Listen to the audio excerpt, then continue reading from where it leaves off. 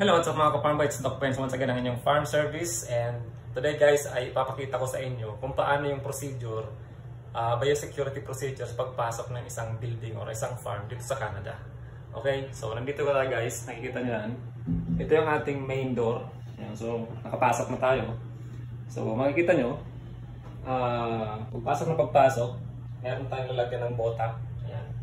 So meron yan guys, line or yung apog. Okay, so para yan sa prevention, so anything na pwedeng madala natin galing sa labas, yung mga bota. Okay, so dyan natin ilalagay yan.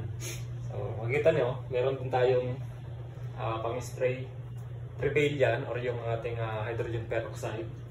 So ini-spray din dito guys from time to time para at least ma-disinfect.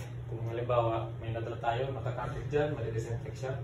And meron tayo guys pang cleans dito. Ito guys ang sinusunod dito, dapat dito lang siya. Okay, so panglinis lang siya dito sa part na to, sa labas. Hindi siya pwedeng gamitin din sa loob. Mayroong separate na panglinis din sa loob ng building. Okay, so ayan. Next, ito guys, meron tayong separation. Okay, ibig sabihin yung part na yun ay clean area yun. Ito naman yung dirty area. Okay, so lahat ng footwears lalagyan natin dyan. Sapatos, bota, lagyan natin dyan. Okay, so dito naman sa side, makikita nyo meron tayong mga sabitan. So may dala kang bag, jacket, sabit mo dyan, sombrero, lagay mo dyan. Okay, so ang dadalhin mo lang sa loob, itong pintuan na to, ito yung ating shower room. Okay, so ang dadalhin mo lang dyan, yung mga importanteng dapat ipasok lang. Tapos yung damit mo lang, tapos yung pagbaba. Okay, so ito muna, discuss natin. Meron din tayo ditong mga pang-disinfect or disinfectants. Okay, so ito yung Lysol. Meron tayong wet wipes, tapos sanitizer. So yung sanitizer sa kamay. So bago tayo pumasok, magsasanitize tayo. Ito namang wet wipes. Tulad ng cellphone natin guys, gagamitan natin ng wet wipes yan, or anything na pwedeng ipasok dyan sa loob.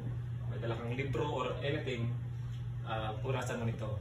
Yan, wet wipes. Tapos ito naman, kung may mga supplies kang dala, halimbawa nakakahon or anything na dadalhin dyan, nakahon ng catheter, mga ganyan, i-disinfect mo muna nito. Okay, yeah. So yan ang gamit nyan guys. Tapos meron din tayo ditong producer's manual. Ito yung mga SOPs guys. So lahat ng ginagawa dyan, lahat ng mga important documents, mga papers, data, dito natin makikita yan. Pati yung biosecurity protocol nandito din. Okay, so yan yung importanteng libro dito. Kailangan lahat ng bago or lahat ng papasok dito, visitors man, pwede lang basahin yan. Okay, so next, papasok na tayo guys. Okay, so iwan natin dito yung bota. Ganyan. Lang siya dyan. And then papasok tayo sa shower room. Okay, so ito yung ating shower room guys. Tadaan! So ito yung ating shower room. Una mong makikita mga sabitan guys. Okay, so dito natin nasasabit itong suot natin na t-shirt, tapos short or pantalon. Iwan natin dyan, pati yung underwear natin iwan dyan. So meron na rin dito guys mga towels, tapos underwear, mga boxer shorts, tapos ilang supplies ng shampoo and body conditioner, body wash. Ayan. So next, dito ka mag-shower guys. So ang shower natin ay hot and cold dyan, so ma-regulate mo kung anong temperature ang gusto mo. Meron na rin tayong shampoo dyan, ano yan, bali 2 purpose na yan, body wash na yan and shampoo. Ayan. So available lagi yan dito. Ayan. So makikita nyo guys, ito lang ang tabing nya. Ayan. So pasok ka dyan, shower ka, nakahubot-tubad na. Ayan. Kung makikita nyo, abot kamay ko lang guys yung mga lagyan ng towel tapos underwear. So after ko maligo, kukuha ko dyan, punas, tapos underwear. Sabit ko dyan yung tuwal yung ginamit ko. And then papasok na ako dito sa kabilang part. Ayan. So dito naman guys, sa kabilang lalagyan, ayan. Yan yung ating mga uniform sa loob. Mga coveralls, jogging pants, mga pang winter na suot namin. Ayan. So yan guys yung sistema. Okay? So pag nakabihis ka na, pasok ka na doon. Okay? So ayan, ito na yung ating opisina. Ayan. Yan yung munting opisina guys. So hindi na tayo papasok dyan kasi nakabihis na tayo palabas. Ayan. So ngayon naman, kapag galing ka na guys sa loob at pauwi ka na, ang gagawin mo lang, parang ganun din. Hubarin mo yung sinot mo sa loob, parang ganyan. Sabit mo dyan.